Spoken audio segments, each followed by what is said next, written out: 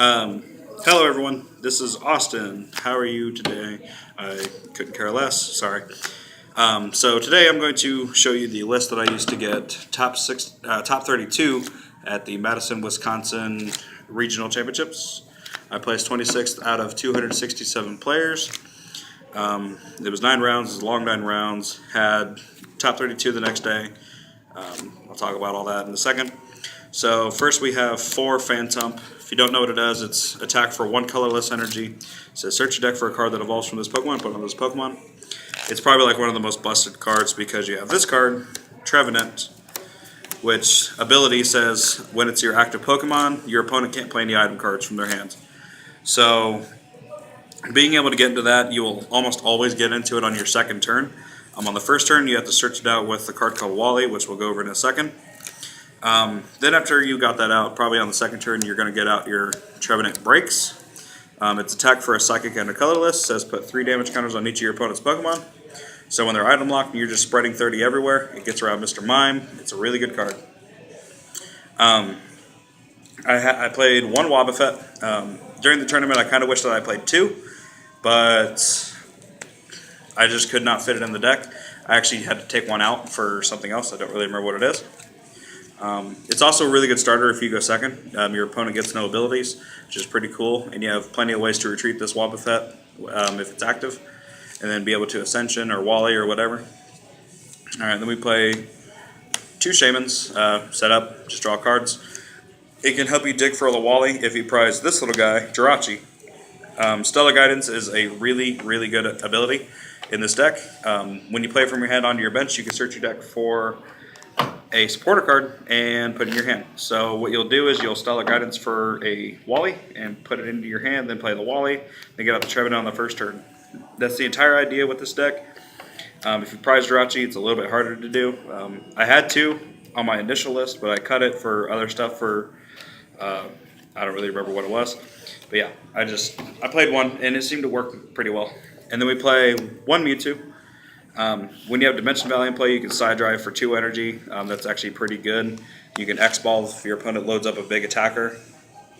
If your opponent decides to Shaman Loop, you can side drive the Shamans to one-shot them. Gets around that little trick. Yeah, so overall, I think the Pokemon line was pretty solid. I just wish I had played 1 more Wobbuffet. That was pretty much the only change that I would make to the Pokemon line. So we'll get these off here. There we go. Alright, now on to the trainers. So the supporter line that I played was pretty standard, honestly. Played 4 Sycamore. Usually I play 3 Sycamore in most of the decks that I run. This time I felt that 4 would be necessary, and I would not drop to any lower than 4 because they helped me out way too much. We played 2 N. This is also used, it's mostly used for hand disruption. Everyone knows what N does. But if your opponent is Shaman Looping you, you can end it, end the Shaman out of their hands. They might draw it again, but whatever. That's just a risk you're willing to take. But it can help if you're in a pickle. We played 2 Wallies. Now what this card does is you can play it on the first turn, or on a turn that you evolve one of your Pokemon, and you can search your deck for a card that evolves from one of your Pokemon and put it onto that Pokemon. So this breaks the first turn evolution rule, and if you have it in your hand, then you can search your deck for the Trevenant and evolve, get that first turn item lock, which is so broken, honestly. Like, shutting down your opponent's item cards from the start of the game is really good. Then my other 1 of supporters, I play 1 Colress. The sheer draw power from Colress is really good. 1 Lysander, drag up anything to stall or just something to kill. 1 Xerosic, gets rid of your opponent's tools if they play them. Sometimes if you go second, your opponent will get down to Fighting Fury Belt before you can lock their items.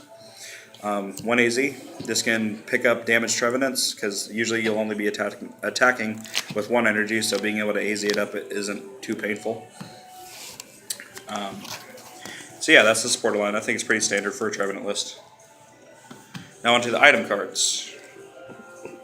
There's a lot. So, firstly, I played the standard, 4 Versus Seeker.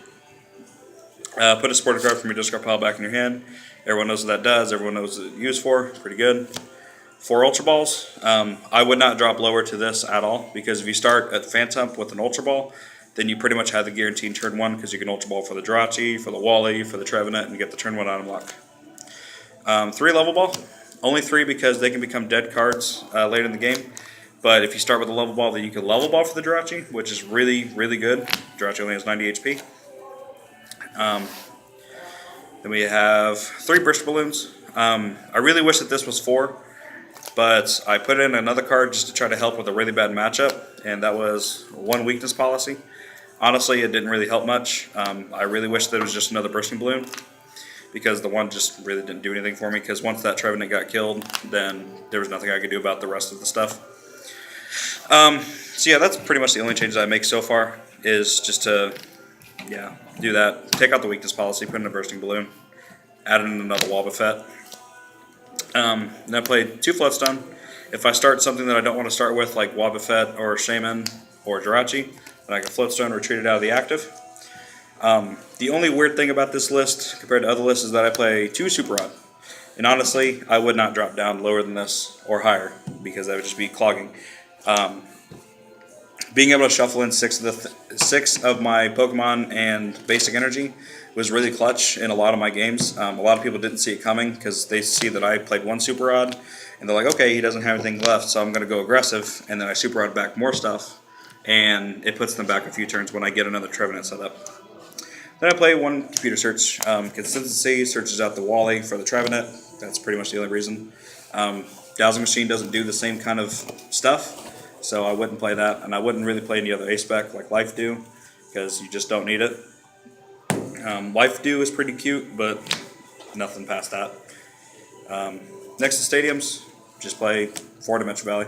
Make your attacks cost 1 less. Silent Fear for 1 energy is pretty broken.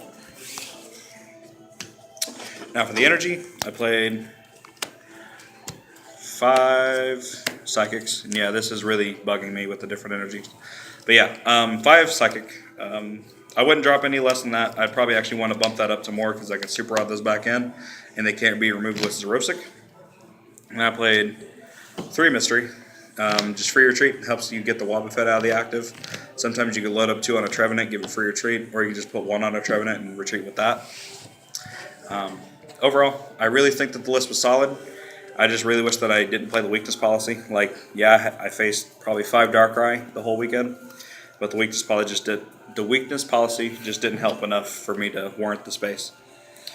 So really quickly, going over my matches. Round 1, I faced Vespiquen Flareon against Jeremiah Williams, really good friend of mine. I felt bad. We had a tie.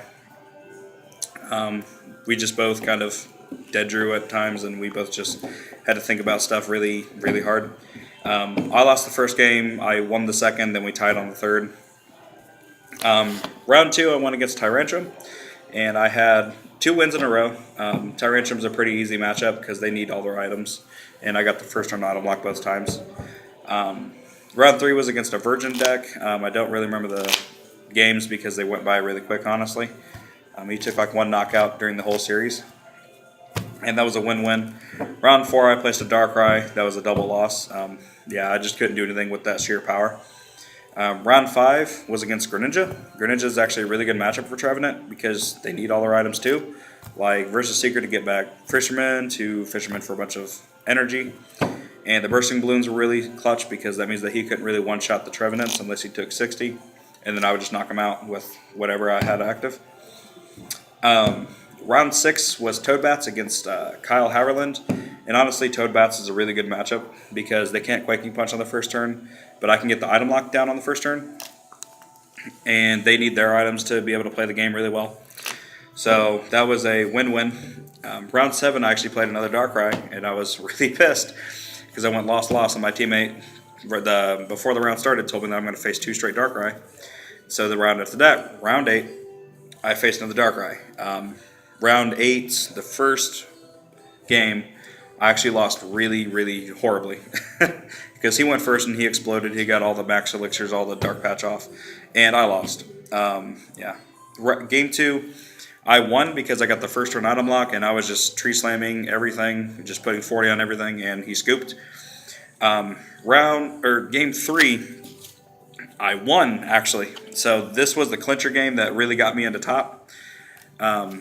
I Lysandered up one of his Dark Pulse Darkrise, and he sycamored away his entire hand, and he found out that all 4 of his remaining Dark Energy were stacked at the bottom.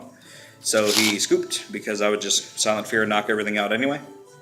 So that was a really big win for me. The next round, round 9, I played another Vespiquen Flareon, which was, again, a really good matchup for me because they just play so many low HP Pokemon that I can knock them all out in one swing, or a few swings, whichever.